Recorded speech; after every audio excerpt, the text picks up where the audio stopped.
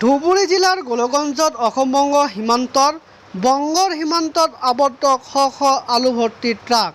অসমত আলুৰ ট্ৰাক প্ৰৱেশত বাধা বংগ আৰক্ষীৰ।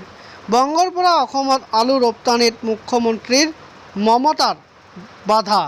মুখ্যমন্ত্ৰীগৰাকীৰ কঠোৰ নিৰ্দেশৰ পিছতে সীমান্তত বংগ আৰক্ষী বাধা প্ৰদান। ফলত বংগৰ সীমান্তত শ শ আলু ভৰ্তি ট্ৰাক আবদ্ধ হৈ পৰিছে। পশ্চিমবংগত পাচলিৰ মূল্য বৃদ্ধি পোৱাৰ পিছতে বংগ চৰকাৰৰ পদক্ষেপ। অসমত আলুৰ ট্ৰাক প্ৰৱেশত বাধা প্ৰদানৰ বাবে অসমত মূল্য বৃদ্ধি হোৱাৰ পূৰ্ণ সম্ভাৱনা। ঘটনাটো মানে আমি কালি সন্ধিয়া 5টা-6টা বজাত ইয়াত আহি পালোঁ ধূপগুৰিৰ পৰা লগ কৰি। তো অহাৰ পিছত পুলিচ কয় কি আছে বোলে আলু আছে, চালান দিলোঁ।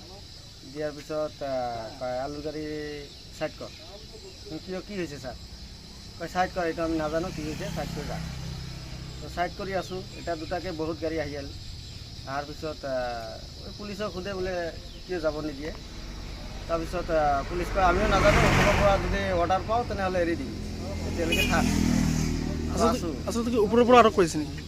এইটোতো আমি নাজানো। আমি পুলিচক সুধিলোঁ বোলে কি কাৰণে গাড়ী ইয়াত ৰখাই দিলে। তাৰপিছত পুলিচে গ'ল বোলে এইটো আমিও নাজানো, তোমালোকে যেনেকৈ নাজানে আমিও তেনেকুৱাই। ওপৰৰ পৰা যদি আমাক অৰ্ডাৰ দিয়ে এৰিবলৈ তেতিয়াহ'লে এৰি দিম। ইতিমধ্যে কিমান গাড়ী আবদ্ধ হৈছে? ইয়াত মিনিমাম 30-35 মান হ'ব। এতিয়া কি বিচাৰে? এতিয়া আমি বিচাৰোঁ, এইটোতো আমি আগৰ পৰা নাজানো যে আলু বন্ধ কৰি দিছে আছামত বা। এতিয়া আমি বিচাৰোঁ কি এতিয়া যিবিলাক গাড়ী লোড হৈছে বা আমি যিবিলাক গাড়ী ৰাস্তাত আছোঁ এইবিলাক গাড়ী আমাক এৰি দিব লাগে। অসম চৰকাৰক কিবা আহ্বান জনাব নেকি?